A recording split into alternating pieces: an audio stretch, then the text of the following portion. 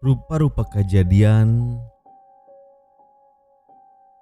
anu pernah kealaman ku kalobaan jalma.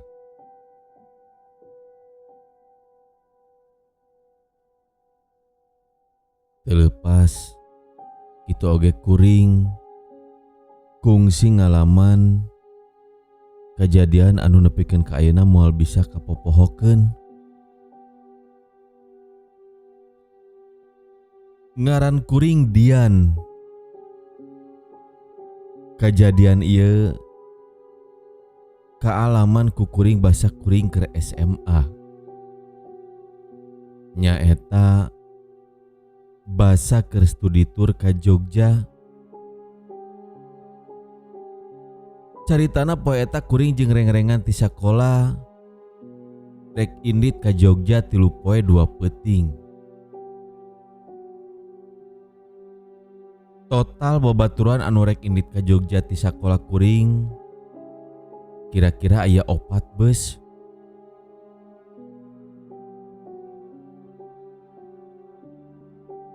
Kuring indit ti imah muru ka sakola jam 12-an.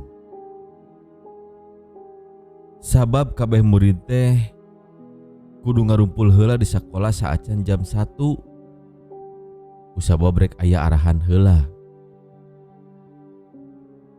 Singket carita, saenggeus kabeh ngararumpul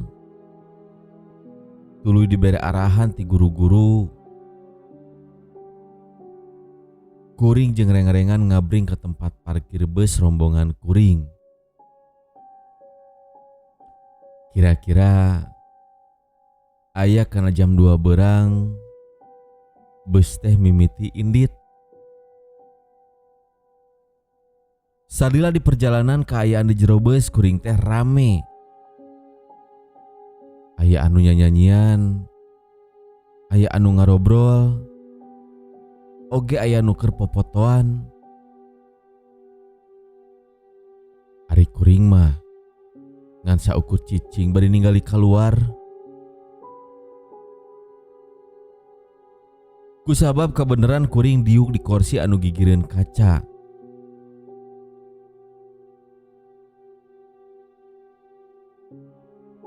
Waktu kira-kira kana jam 5 bus teh nepi ka rest area kahiji anu aya di Tasik.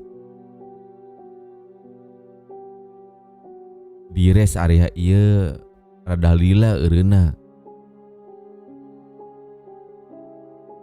Sabab kabeh anu milu ka Jogja teh aya jatah makan sore heula jeung nyantai heula. Sanggeus kitu, sanggeus beres salat maghrib, kuring jeung reng-rengan teh ngalanjutkeun deui perjalanan anu kawilang lumayan jauh keneh. Kusabab geus maju ka peuting, nya kuring milih sarewe di jalan teh. Kuring hudang jam 1 peuting. Sabab bus teh eureun deui di rest area anu aya di Kebumen. Teu lila cicing di rest area eta mah. Kusabab cek supirna teh ame gancang nepi ka Jogja cenah mah.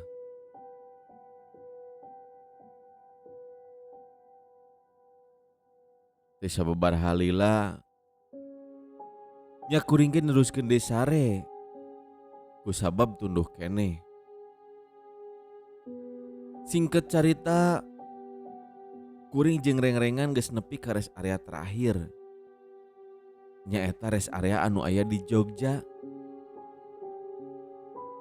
Kira-kira jam 3-an.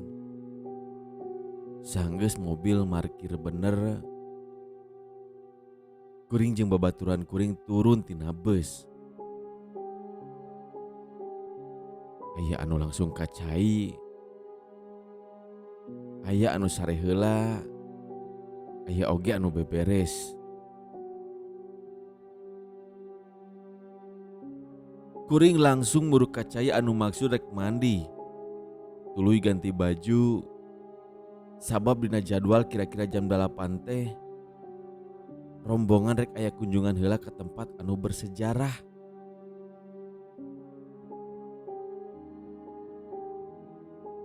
Caritana sanggeus beres kunjungan kira-kira jam 2:30 sore, kuring jeung rombongan langsung indit deui ka hotel anu jadi tempat mondok kuring jeung rombongan salila sapeuting. Sanggeus nepi ka eta tempat, jeung geus dibere nyaho nomor kamar masing-masing, nya kuring jeung babaturan sakamar murug ka eta kamar.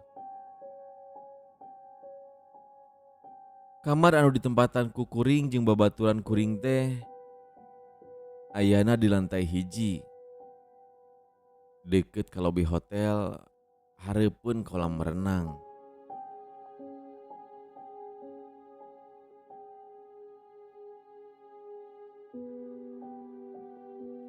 Kaayaan kamar anu ditempatan ku kuring teh lumayan ngeunaheun jeung bersih.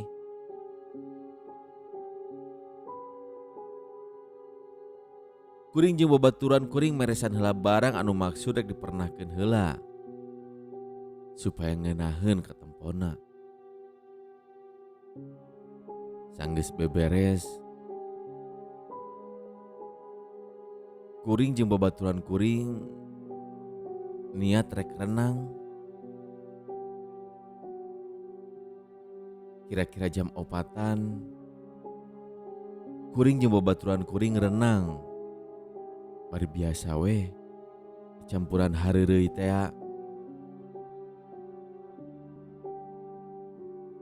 Kira-kira jam 5-an kuring milih balik ka kamar.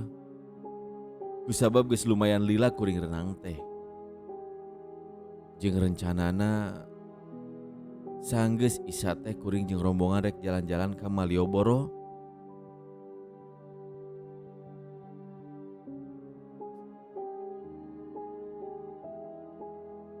Sanggeus beres jalan-jalan di Malioboro, kira-kira jam 11 peuting, kuring jeung rombongan balik deui ka hotel. Kira-kira setengah 12, basa kuring jeung rombongan beus kuring geus nepi di hotel, jeung teu lila pas kuring asup ka kamar hotel. Kuring ngecek HP. Kusabab aya notifikasi basa ku kuring ditempo teh notifikasi di grup angkatan.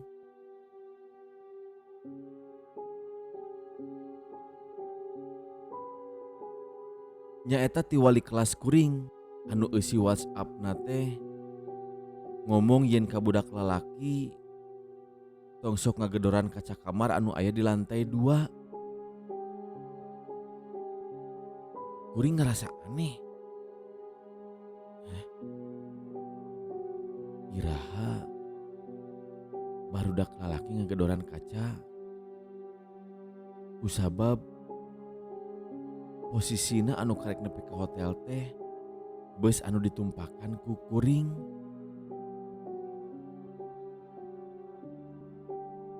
Jeung posisina barudak lalaki anu nempatan kamar anu di lantai 2 mah can daratang.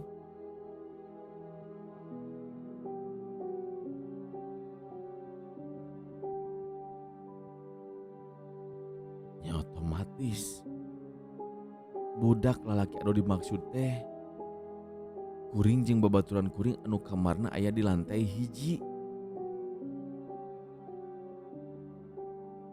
Kuring jeung babaturan kuring anu sakamar ngarasa aneh. Tapi teu pati dipikiran teuing.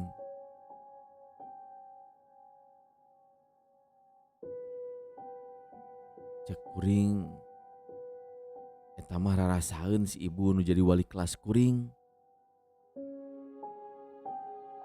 Sanggeus kitu kuring ninggali rombongan beus nu lain karek narepi ka hotel.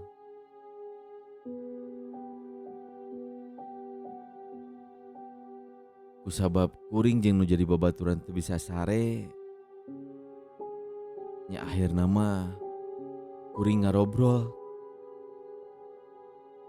Bari seserian hareureuy bari cumarita sagala rupa hal diobrolkeun.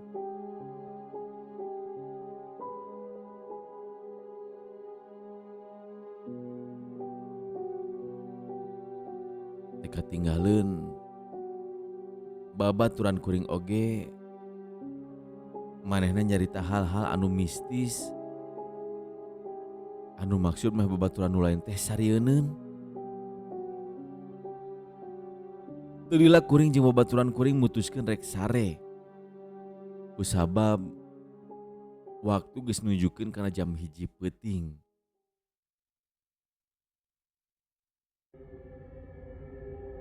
Basa kuring keur sare teu lila ti saprak kuring ngarobrol. Kuring ngadenge aya sora anu ngagerem. Beuki lila eta sora teh beuki tarik.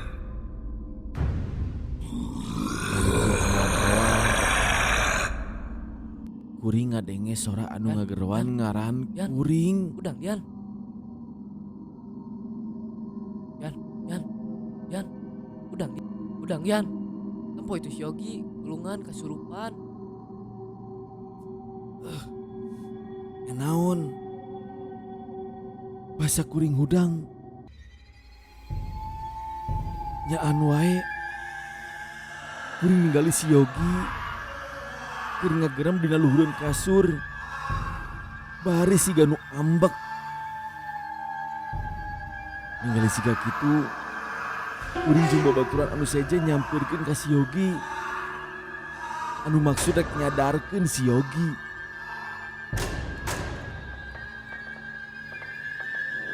Ningali si Yogi teu sadar, kuring langsung muru keluar lumpat ke kamar guru.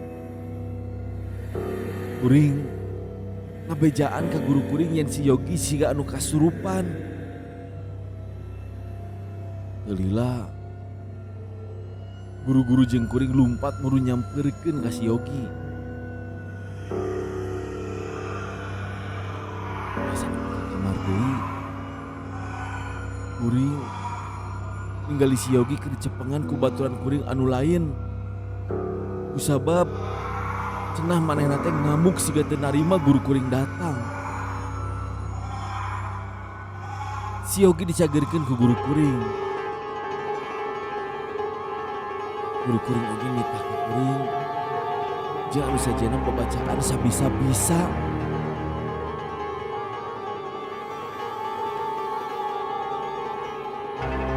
Saeun maneh di jamban, si Yogi beuki ngamuk. Bari ngomong make bahasa Jawa anu teu dipikaharti.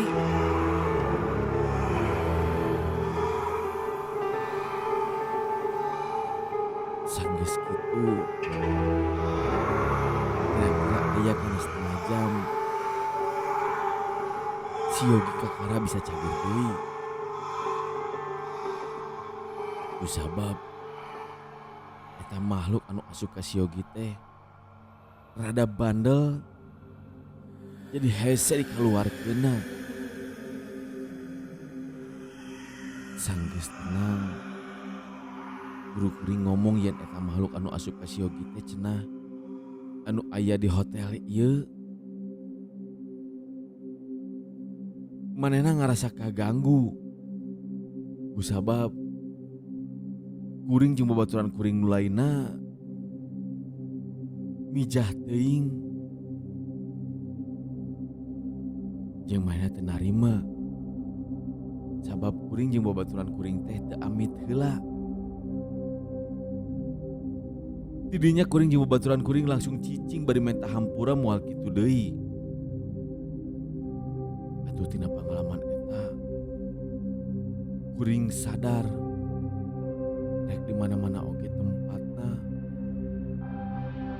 ulah sok mijah teuing komodi sompral bisi aya anu kaganggu